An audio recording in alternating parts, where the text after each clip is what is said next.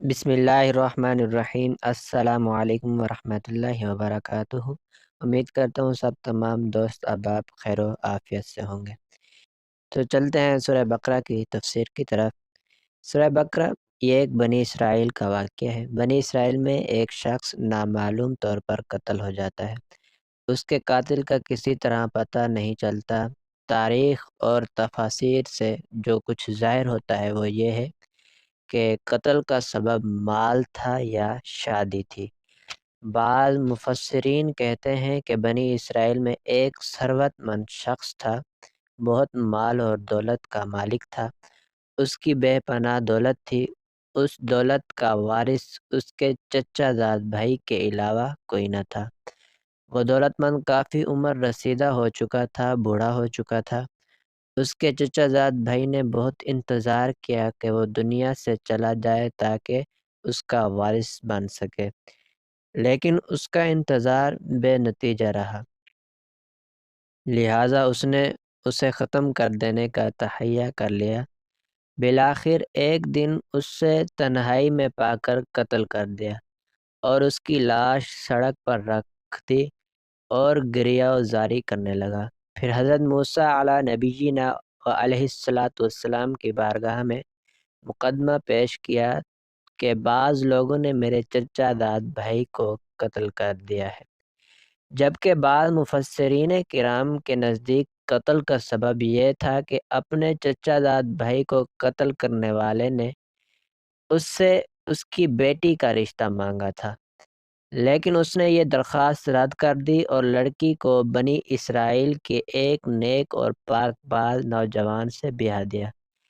شکست خور چچا زاد بھائی نے لڑکی کے باپ کو قتل کرنے کا ارادہ کر لیا اور ایک روز چھپ کر اسے قتل کرنے میں کامیاب ہو گیا۔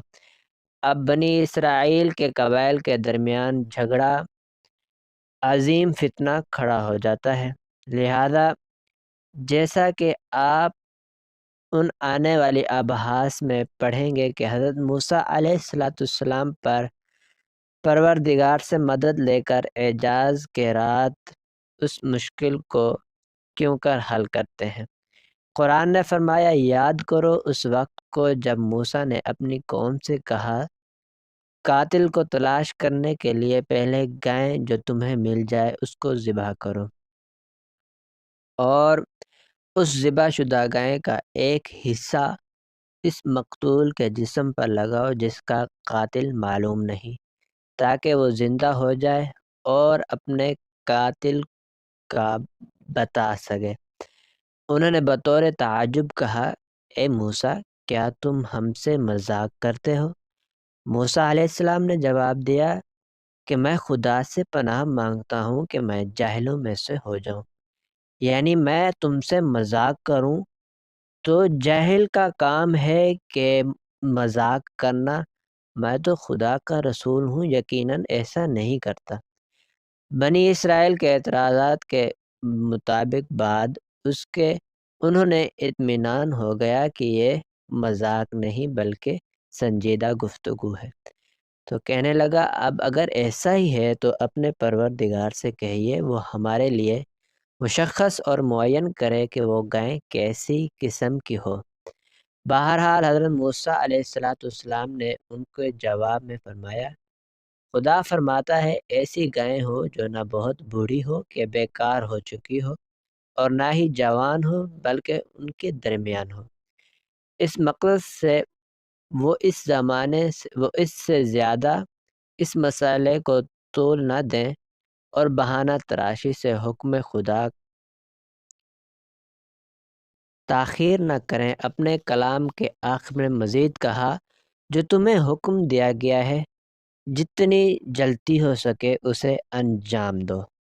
لیکن انہوں نے پھر بھی زیادہ باتیں بنانے اور دکھانے سے ہاتھ نہیں اٹھایا اور کہنے لگا، اپنے پروردگار سے دعا کریں کہ وہ ہمارے لیے واضح کرے کہ اس کا رنگ کیسا ہو۔ موسیٰ علیہ السلام نے جواب میں کہا، وہ گائے ساری کی ساری زرد رنگ کی ہو جس کا رنگ دیکھنے والوں کو بھلا لگے۔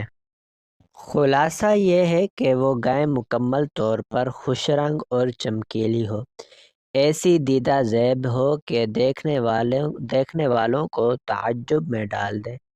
تعجب کی بات یہ ہے کہ انہوں نے اس پر بھی اکتفا نہ کیا اور اسی طرح ہر مرتبہ بہانہ جوئی سے کام لے کر اپنے آپ کو اور مشکل میں ڈالتے چلے گئے۔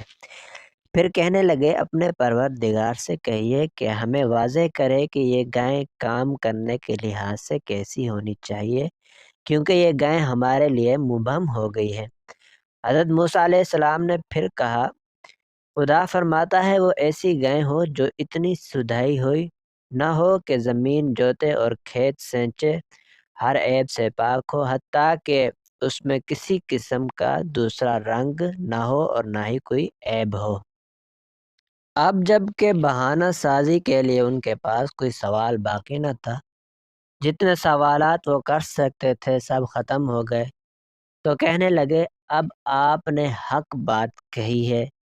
پھر جس طرح ہو سکا انہوں نے وہ گائیں مہیا کی اور اسے ذبح کیا، لیکن دراصل وہ یہ کام کرنا نہیں چاہتے تھے۔ پھر ہم نے کہا کہ اس گائے کا ایک حصہ مقتول پر مارو تاکہ وہ زندہ ہو کر اپنے قاتل کا تعارف کروائے۔